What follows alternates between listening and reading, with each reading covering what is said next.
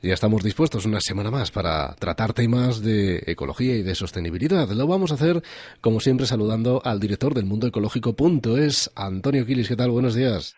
Hola, buenos días, Nacho.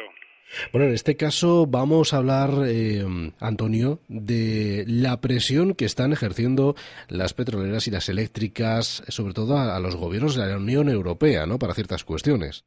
Sí, estamos hablando del cuento del gas como energía sostenible. Es una noticia que tenemos en el mundoecológico.es y bueno, que últimamente estamos viendo cómo están limpiando la imagen del gas para que sea vista como una energía sostenible y nada más lejos de la realidad, porque al fin y al cabo, ¿de dónde viene el gas? Pues de energías fósiles, y esto pues nada puede perjudicar a los objetivos que tenemos marcados para luchar contra el cambio climático. Mm. Bueno, pues vamos a hablar un poco más en profundidad de este tema. Lo vamos a hacer con el responsable de Internacional de Ecologistas en Acción, Samuel Martín Sosa. ¿Qué tal? Buenos días. Hola, buenos días, ¿qué tal? Muy bien, Samuel, pues encantados de hablar contigo y que nos cuentes un poquito qué es lo que está ocurriendo en Europa con el gas.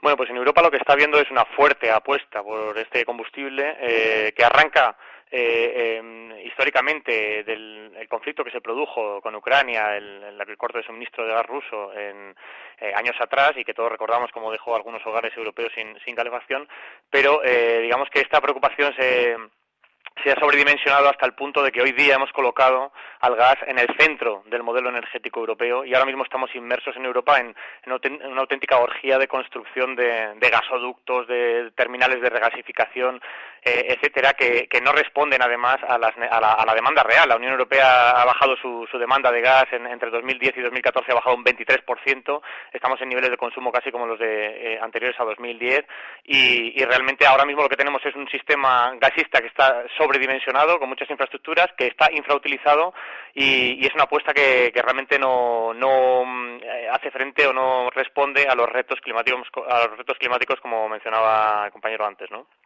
De hecho, el lobby europeo del gas está marcando la agenda energética de la Unión Europea. Hay que recordar que Ecologistas de Acción, junto con Corporate Europe Observatory, ha sacado un informe que se llama Atrapados por el gas, que es muy interesante y muy bien explicado, además para que todo el mundo lo entienda, ¿no?, de las presiones que se están realizando, ¿no? Pues en Bruselas nos están vendiendo el gas como un combustible limpio que no emite gases de efecto invernadero. ¿Es esto verdad? ¿Por qué nos lo venden así?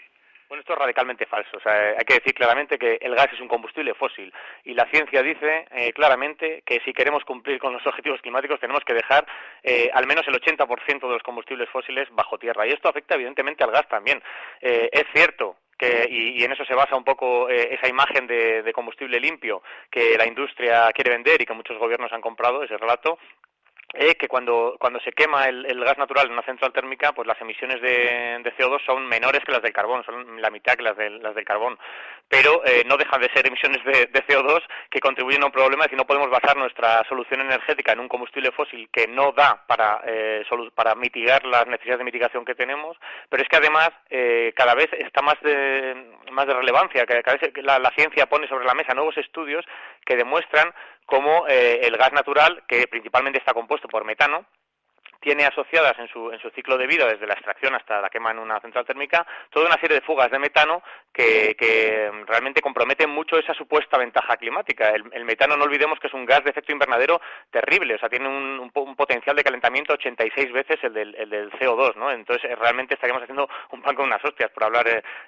mal y pronto, ¿no? Realmente cuando incorporamos toda esta contabilidad de las emisiones, nos damos cuenta de que a veces el gas natural puede llegar a tener una huella climática incluso peor que la del carbón, sobre todo cuando ha sido extraído por técnicas como el fracking, o cuando estamos hablando de gas natural licuado, que no olvidemos que en nuestro país la mitad del gas que importa es gas natural licuado, que tiene una huella climática mayor que si fuera un gas que se extrae en un pozo cercano, ¿no? Es decir, cuando hay que incorporar todas las fugas que se producen en toda la cadena de la licuefacción, el transporte, la regasificación, etcétera, pues entonces la huella climática sube, claro. Y en este caso, ¿por qué también las compañías eléctricas hacen todo lo posible para que se consuma gas? Porque podemos entender a lo mejor la presión de las compañías petroleras, pero ¿por qué la de las eléctricas? Bueno, claro, es que el sistema gasista y el sistema eléctrico están relacionados. No hay que olvidar que, por ejemplo, en nuestro país el 20% del gas que se consume es para generar electricidad en centrales térmicas de ciclo combinado. Aquí en nuestro país, si el problema de la sobredimensión de la capacidad en Europa es grande, en nuestro país ya es de traca, es decir, en nuestro país, que además aspira a convertirse en la principal puerta de entrada de gas natural a Europa, es decir, se está posicionando como el gran candidato para ser el hub europeo del gas. No olvidemos que el 35% de la capacidad de regasificación de toda Europa está en España. Es decir, en nuestro país se produjo, como decía, por retomar el tema del sistema eléctrico, se produjo unas expectativas de consumo de gas con todo el boom inmobiliario, ¿no? Se pensaba que iba a haber una gran demanda de gas para uso doméstico, que condujo a una sobreplanificación en cuanto a centrales térmicas de ciclo combinado, que sin embargo, para producir electricidad a partir de gas, que sin embargo hoy día no funcionan a más de un 13% de capacidad, están totalmente infrautilizadas, ¿no?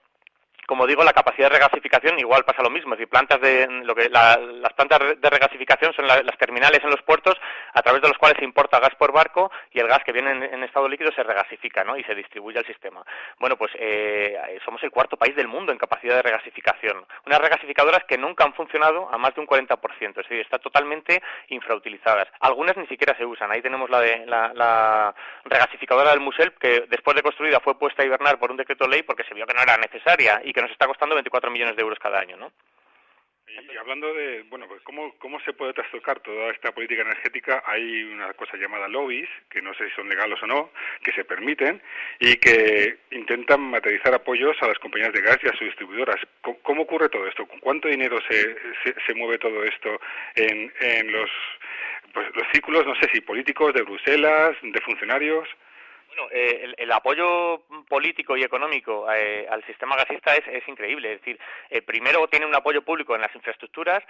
Ahora mismo, de lo que se llaman los proyectos de interés comunitario, que son los proyectos a los que se le dedica más atención política en Europa para conectar energéticamente los distintos países, 77 de los 195 proyectos que hay en la lista actual son de gas. Y en cuanto a dinero, esto quiere decir que del principal mecanismo financiero que hay para cubrirlos, y dinero público que pagamos todos, 2 de cada 3 euros del principal mecanismo son para proyectos de gas, de un total de casi 6.000 millones, ¿no?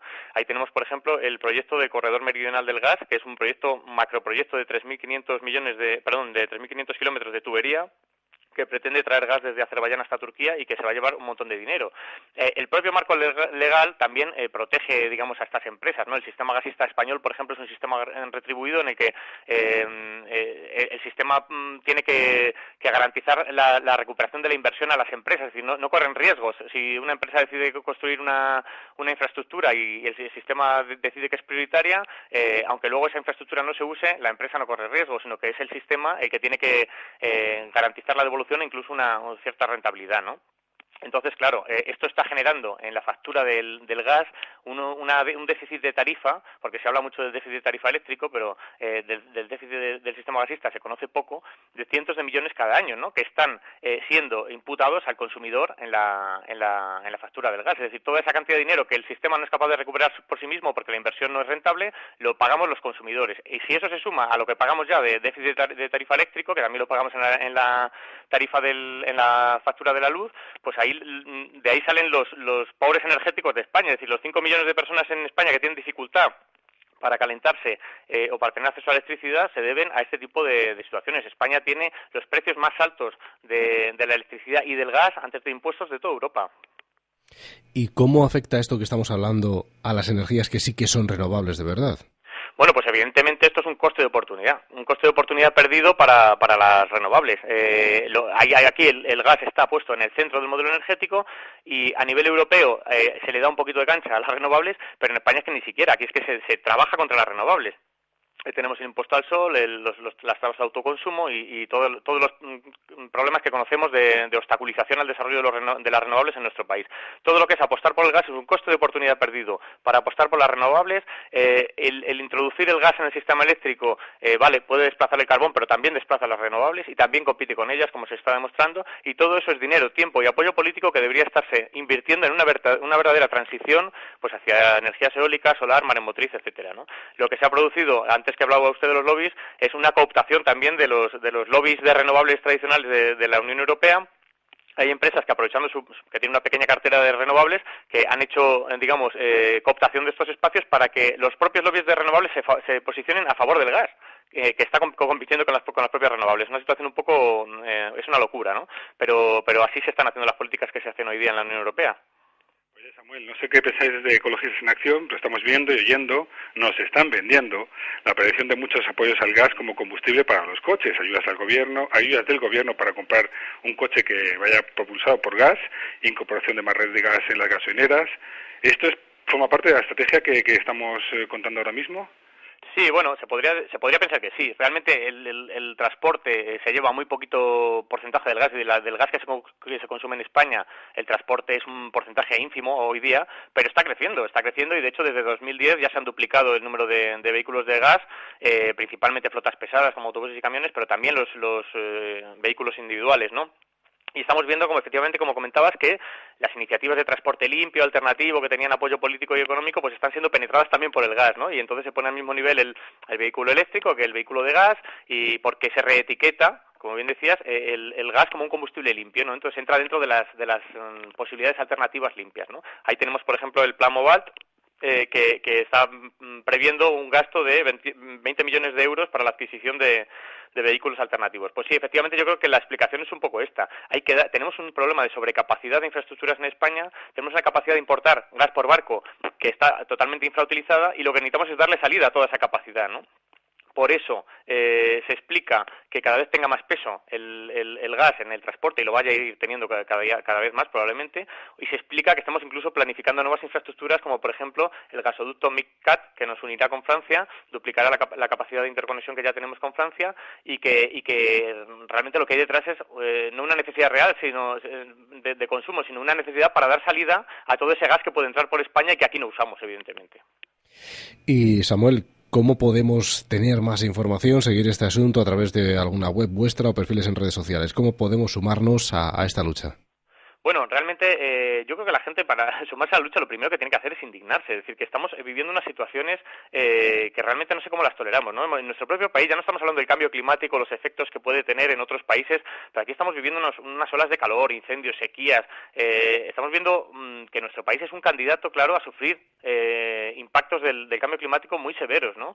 Y sin embargo nuestros gobernantes siguen a lo suyo, favoreciendo unos intereses que no son los de la sociedad a nivel energético. Aquí se ha hablado mucho del oligopolio eléctrico en este país y se ha ido destapando, pero también hay un oligopolio gasístico, ¿no? Y hay situaciones de puertas giratorias que la sociedad no debería de permitir, ¿no? Estamos hablando de empresas como, por ejemplo, como Enagas, que es una de las empresas con mayor número de casos de puertas giratorias del IBEX 35. 9 de sus 13 consejeros vienen de cargos políticos. La gente tiene que indignarse por esto. Y una vez que se indigne con esto, pues tendrá que solicitar a sus líderes políticos medidas alternativas. Es decir, tenemos que hacer una moratoria de estos proyectos de nuevas infraestructuras de gas, de pedir que se transfiera todo ese apoyo político y financiero a la reducción del uso de energía, a la eficiencia de las renovables. Es decir, hay que cortar el acceso privilegiado a la industria fósil y la sociedad tiene que pedirlo en la calle, y evidentemente puede hacerlo también a través de organizaciones ecologistas como la nuestra, que lucha por estos temas y sobre la cual puede encontrar información en nuestra web, que es ecologistasenacion.org, y estamos, fácilmente accesibles y visibles, y encantados de sumar nueva gente que quiera colaborar. Samuel Martín Sosa, responsable internacional de Ecologistas en Acción, muchísimas gracias por haber estado con nosotros. Muchas gracias a vosotros, un abrazo. Y Antonio Quilis, director del mundoecológico.es, gracias y hasta la semana que viene. Feliz lunes.